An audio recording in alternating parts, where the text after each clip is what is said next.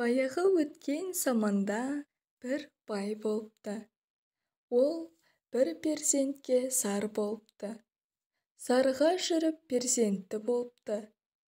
Бай бір күні жылқысын суара көлге келсе, көлдің ішінде бір қып-қызыл өкпе жүзіп жүр екен. Байдың айдап келген жылқылары көлдегі жүзіп жүрген өкпеден үркіп, суға жуымай қояды.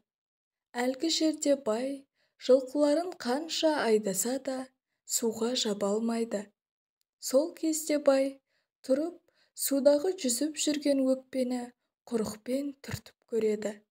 Өкпе суға батып кетіп, әлден уақыттан соң жалмауыз кемпір болып судан шығады да байдың жағасынан ала кетеді. Бай көзі алақандай болып қорқып кетті. Бай жалмауыз кемпірге ат басындай алтын берейін, қоя бер мені, деп жалынады. Жалмауыз кемпір жібермейді. Осы жылқыларымның бәрін берейін, қоя бер дейді. Кемпір көнбейді. Кемпірден сасып, енді не берейін дейді бай. Кемпір, жалғыз балаңды бер, сонда жіберейін дейді. Бай жалғыз баласын бермек болады. Кемпір байды қоя береді. Кемпір байға, балаңды қай жерде бересің, деп сұрайды.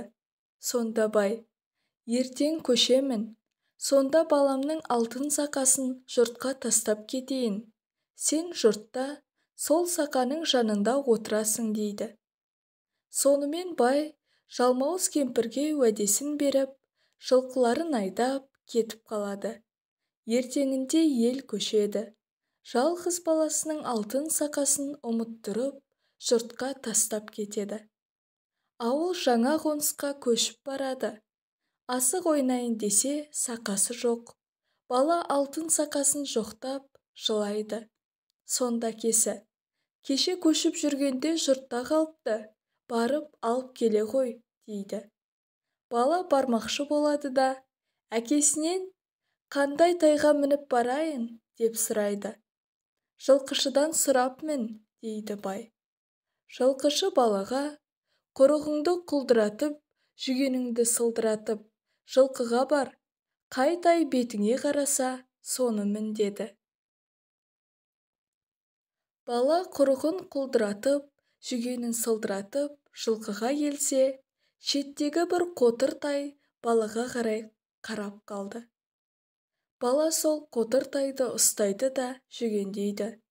Жүгендегенде тайдың қотыры жазылады. Үстіне тоқым салғанда құнан болады. Үстіне ер салғанда дөнем болады. Айлын тартқанда бесті ат болады. Бала үстіне қарғып мінгенде тұлпар болып, көзді ашып жұмғанша жұртқа жетіп барады. Жұртқа келсе, алтын сақасы ошақ басындағы тезек түбінде жатыр екен. Сақа жанында бір кемпір отыр екен. Бала кемпірге келіп, шешеу, анау жатқан сақамды алып берші, дейді. Сонда кемпір, шырағым, өзің түсіп алшы. Кәріліктен отырсам тұра алмаймын, тұрсам отыра алмаймын, дейді. Сонда бала, мен жастықтан түссем міне алмаймын, мінсем түсе алмаймын, депті. Сонда баланың тайы сақаның жанына жата қалады. Бала үзеңгіден аяғын суырмай сақаны іліп алды. Тай тұра қашады. Жалмауыз кемпір тұра қуады. Бала қашып келеді. Әрі-бері қуып жете алмайтын болған соң, кемпір бір тісін жұлып алып, атып жібергенде, тайдың бір аяғын жұлып түсіреді. Тай үш аяғымен қашып жеткізбейді. Кемпір тағы бір тісін жұлып лақтырғанда, тайдың тағы бір аяғы жұлынып түседі. Тай екі аяғымен шауып бара жатып, жолында бір бәйтерекке кез болады. Тай әлсірейін дейді. Терек жанына бара бергенде, бала тайынан секіріп түсіп, бәйтеректің басына шығып кетеді. Жалмауыз кемпір бәйтеректің түбін кешке дейін қазады. бір кезде бір қызыл түлкі келеді де кемпірге: «Шеше, шаршаған екенсің, мен қаза тұрайын, сен ұйықтап демал» депті. Кемпір жатады. Түлкі тісті суға атады да қазған шұқырды қайта бітеп, өзі жөнімен кетіп қалады. Кемпір тұра келсе, тісі де жоқ, түлкі де жоқ. Кемпір тағы бір тісін суырып алып, кетпен қылып, бәйтеректі қаза береді. Бір уақытта тағы да бір түлкі келіп: «Шешеу, кетпеніңді маған бере тұр, сен шаршаған шығарсың, мен қазайын» дейді. Сонда жалмауыз кемпір: «Сен кетпенімді алып қашып кеткенсің» депті. Сонда түлкі: «Ол қырдың қызыл түлкісі, мен сайдың ақ түлкісімін. Баяғыда бұл баланың әкесі аң аулап жүргенде мені қуып, соға жаздаған болатын. Сондықтан бұл балада менің кегім бар» депті. Жалмауыз кемпір түлкінің сөзіне сеніп, тағы да кетпенді түлкіге беріп, өзі ұйқыға кіріседі. Түлкі тағы да кетпенін суға лақтырып жібереді де шұқырды бітеп, өзі қашып кетеді. Кемпір тұрса, тағы да кетпені де жоқ, түлкі де жоқ.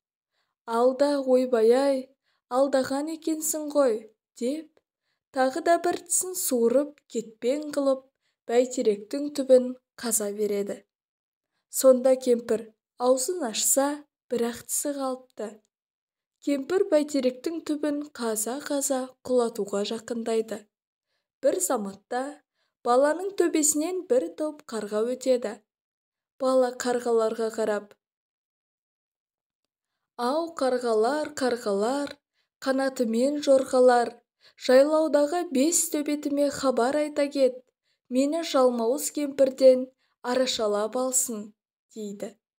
Сонда қарғалар қарқ-қарқ етіп ұшып кетеді. Бір мезгілде үйректер төбеден ұшып өтеді. Бала оларға да айтады, олар да үндемей ұшып кете береді. Бір мезгілде бір қарлығаш бәйтеректің төбесінен әрлі-берлі ұшып жүреді де баланың төбесіне келіп қонады. Бала қарлығашқа жылап тұрып, бұған да тапсырады: «Бұрын бала қыстауындағы ұя салған қарлығаштың балапандарына тимей, бұларды жақсылап өсіріп, ұшырып жібереді екен. Сондықтан бала қарлығашпен дос екен». Сонымен қарлығаш баланың төбеттеріне тапсырғанын айтып барады. Осындай пәлен жердегі бәйтеректің басында бала тұр. Бәйтеректің түбін жалмауыз кемпір қазып жақындатқан, енді құлауға таяп тұр, дейді қарлығаш баланың төбеттеріне.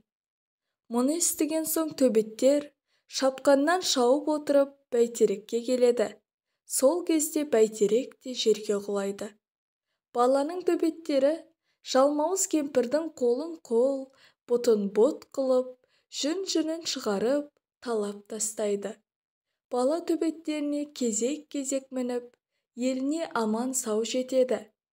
Бала жалмауыздан аман сау құтылып келгеніне әке-шешесі қатты қуанып, ел-жұртын жиып, үлкен той жасайды.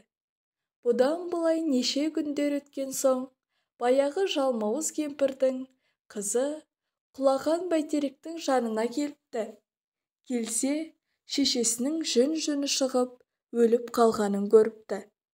Кім өлтіргенін білу үшін сол жерде қарап жүрсе, иттердің ізін көреді. Мұнан соң қыз иттердің ізіне түсіп келе жатса, көп жылқыға кез болады. Енді ауыл жақын екенін біліп, ол жүріп келе жатады. Иттердің ізі тұп-тура байдың қотанына алып барады. Бұл кезде қотанға баяғы жалмауыз кемпірдің қызының келгенін біліп, бес төбет жалма-жан тұра ұмтылады.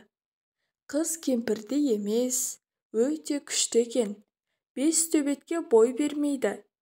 Сол арада бала садақпен атып қыздың көзін шығарады. садақпен екінші атқанда қызды өлтіреді. Сөйтіп жалмауыздан мәңгіге құтылады.